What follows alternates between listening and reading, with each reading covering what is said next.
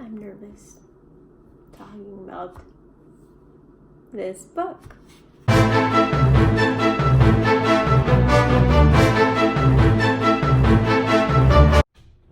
think I need one of those headband things.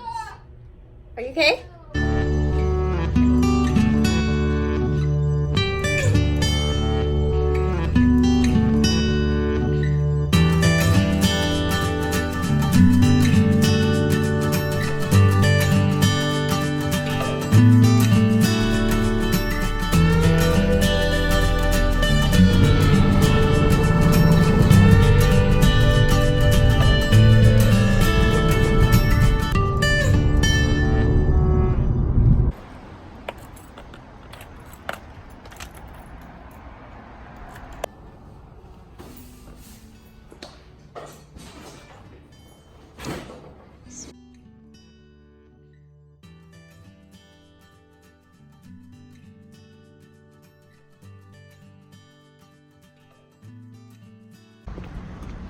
I am heading over to a cafe now.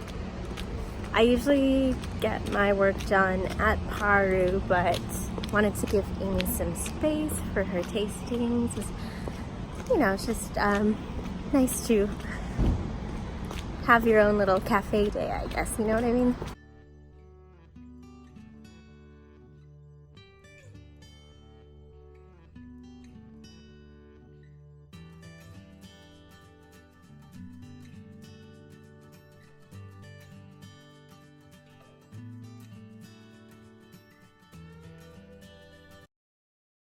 I had a very unproductive time at the cafe. I didn't get any writing done. I was very distracted setting up my logo for this YouTube channel. I think I've got one subscriber because one I think is myself. But I think once I get set up, I will be more focused.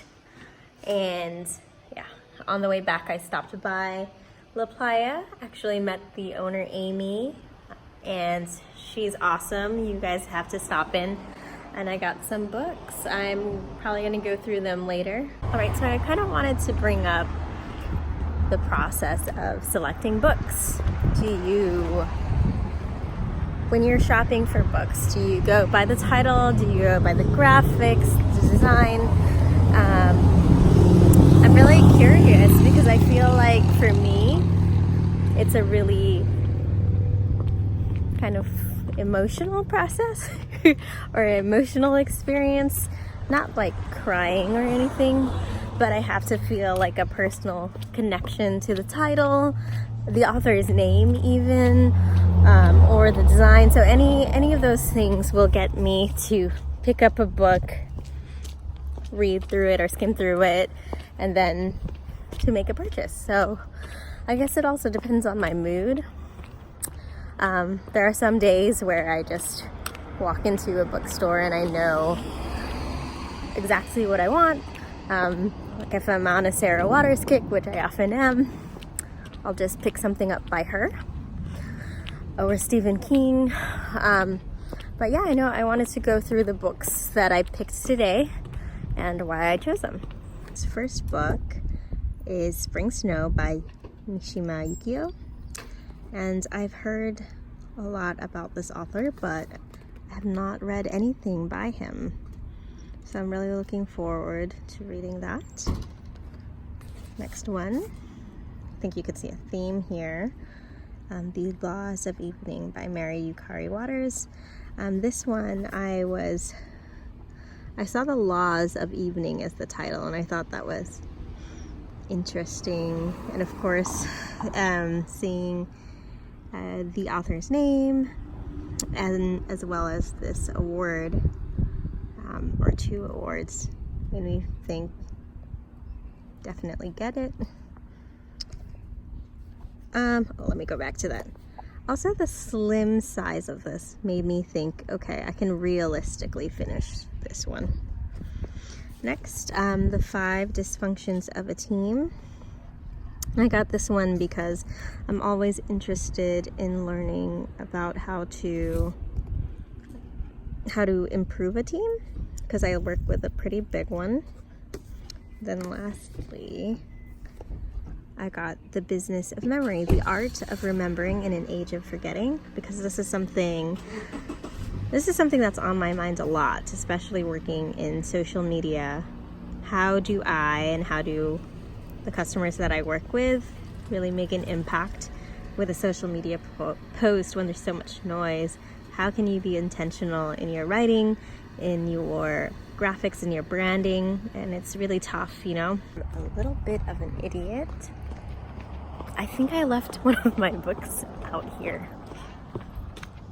Let's see if I can find it. I see it. Wow, it's like Easter egg hunting. Jeez. Okay, so I'm going to tell you the sterile version.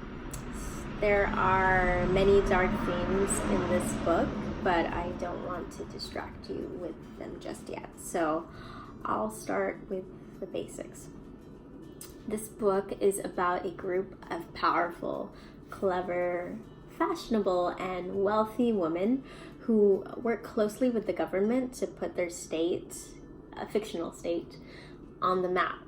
So they want their state to achieve international status. To do this, they fund two major projects. One, a high-speed rail train that connects all the major cities across the state. And two, they develop a brand new town. And this town is very entrepreneurial at heart. It's slated to drive a lot of revenue and serve as a cultural, innovative hub where craftsmanship rules. And these women, in order to generate interest, offer 100 grants to small business owners across the state. And the grant covers everything. So if you are an entrepreneur, you know how big this is. It's really, really expensive to open up a shop, a business. So this opportunity is huge, even for folks who are well off. And so the competition is fierce, and everyone interested is required to go through a rigorous application and interview process. And among the applicants is a young Filipino-American graduate, and she's kind of a bad girl, but something happens in her life, and I won't tell you what it is just yet, but something happens where she wants to change her life. She's currently living in a shitty apartment in a shitty city with her mother, who's a single mother, but an excellent baker. And they're actually both working part-time jobs, making ends meet. And the mother, she feels very disheartened and depressed, and she is fine, kind of just paying the bills. But the daughter, she's got a little bit more of, I guess, an American heart, and she truly believes that they can make it. So she sneaks her mother's baked goods into this competition, and they get in. So that's where the story really starts to unravel, when this mother-daughter duo moves into the new town. And it's a huge culture shock for them. For one, they're treated as equals. They kind of get celebrity status for having been selected. And it's also new for them to have that sense of community, because before they only had each other. And now the whole town is considered their family. So they struggle to open up and things like that. And as you know, when you have a family, there are many different layers: good, bad, terrible, crazy. And the young woman, the college graduate, she also begins to question her sexuality when she befriends the town tomboy. So I think I'm gonna stop there. I just wanted to give you a little taste of the novel that I've been working on. There's a whole story behind this influential female group and how it was formed. It's a really interesting history.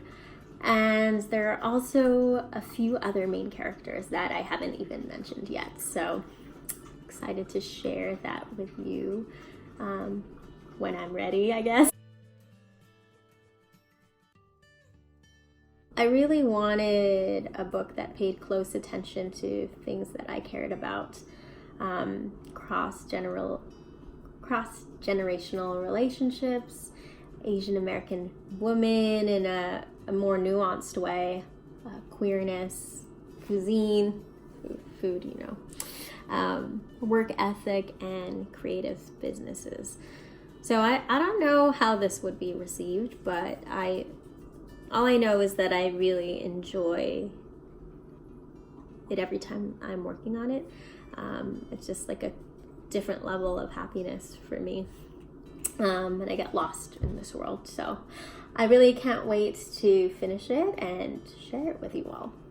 So thank you for listening.